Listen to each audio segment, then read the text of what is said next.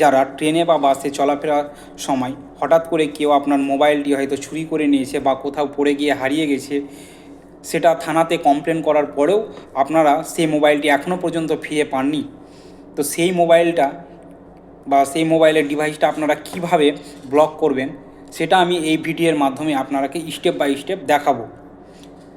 সেই ভিডিওটি আপনারা দেখতে গেলে অবশ্যই আমার এই কন্টিনিউ দেখতে থাকুন এবং এই রকম ইনফরমেটিভ ভিডিও পেতে গেলে অবশ্যই আমার এই ভিডিওটিকে লাইক, শেয়ার, কমেন্ট ও সাবস্ক্রাইব করে দিবেন এবং সেই ভিডিওটিকে প্রচুর করে শেয়ার করুন যাতে সবাই এই ভিডিওটা দেখে উপকৃত হতে পারে। চলুন তবে প্রথমত আপনারা আপনাদের মোবাইলের ক্রোম ব্রাউজারটিকে ওপেন করবেন। ওপেন করার পর ওখানে সার্চ বাটনে ক্লিক করবেন সিইআইআর সার্চ করার পর প্রথম যে অ্যাপ্লিকেশনটি আসবে সিইআইআর, সেখানে ক্লিক করতে হবে।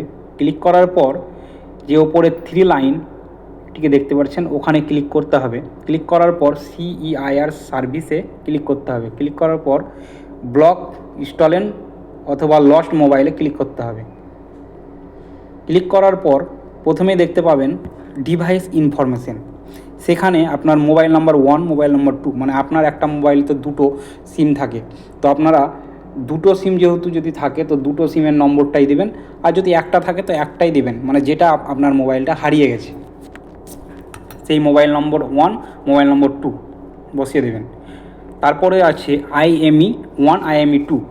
যেহেতু মোবাইলের দুটোই সিম থাকে ওই জন্য IMEI 1, IMEI 2 আপনার IMEI নম্বরটা আপনারা বসিয়ে দেবেন, সেই আপনার বিলে থাকবে, বিল দেখে আপনারা বসিয়ে দেবেন। তারপর ডিভাইস ব্র্যান্ড, মানে সেটা কোন কোম্পানির, সেই কোম্পানিটাকে সার্চ করে নিতে হবে। মোবাইলটা কোন কোম্পানির সেটাকে সার্চ করে নেবেন। তারপর ডিভাইসের মডেল কি, সেই মডেলটা আপনাকে, মডেল নম্বরটা আপনাকে বসিয়ে দেবে, বিলে পেয়ে যাবেন সেই মডেল নম্বরটা আপনাকে বসিয়ে দিতে হবে। আপলোড ইনভয়েস, আপনারাকে যে বিলটা পেয়েছিলেন মোবাইল কেনার সময় সেই বিলটাকে ছবি তুলে সেখানে আপলোড করতে হবে। আপলোড করার পর ওখানে মোবাইলের প্রাইস, তার মোবাইলের দামটা কত ছিল সেই দামটাকেও আপনাকে বসিয়ে দিতে হবে। তারপর হচ্ছে লস্ট ইনফরমেশন, মানে কোথায় হারিয়েছে তার ইনফরমেশনটা এখানে দিতে বলছে। লস্ট প্লেস মানে কোন জায়গাতে আপনার মোবাইলটা হারিয়েছে সেই জায়গার নামটা দিতে হবে। তারপরে লস্ট ডেট, কবে কোন ডেটে হারিয়েছে সেই ডেটটাকে আপনাকে দিতে হবে। তারপর আপনার স্টেট সিলেক্ট করতে বলবে, আপনারা স্টেট সিলেক্ট করবেন। ডিস্ট্রিক্ট সিলেক্ট করতে বলবেন, ডিস্ট্রিক্টও সিলেক্ট করবেন। পুলিশ স্টেশন সিলেক্ট করতে বলেন, পুলিশ স্টেশন ওখানে বসিয়ে দেবেন।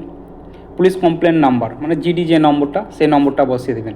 তারপরে আপলোড পুলিশ কমপ্লেন, মানে যে জিডিটা করেছিলেন সেটাকে আপনাকে এখানে ছবি তুলে আপলোড করতে হবে। আপলোড করার পর আপনারা নিচে স্ক্রল করবেন, যে মোবাইল ওনার পার্সোনাল ইনফরমেশন। তার পার্সোনাল ইনফরমেশন বলতে ওনার নেম, মানে মোবাইল যে যার ছিল তার নাম, এখানে তার নাম দিয়ে দেবেন, অ্যাড্রেস, তার বাড়ি কোথায়,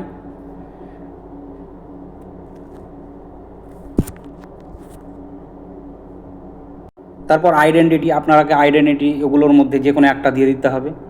এবার ওখানে আপলোড করতে হবে যেই আইডেন্টি ওখানে আপনারা সার্চ করবেন, Aadhaar card, PAN card, voter card যা হোক, সেটা আপনাকে আপলোড করতে হবে। আইডেন্টিটি নম্বরটাও আপনাকে এখানে দিয়ে দিতে হবে, যেটা আপলোড করবেন সেই আইডেন্টিটি নম্বরটা দিতে হবে।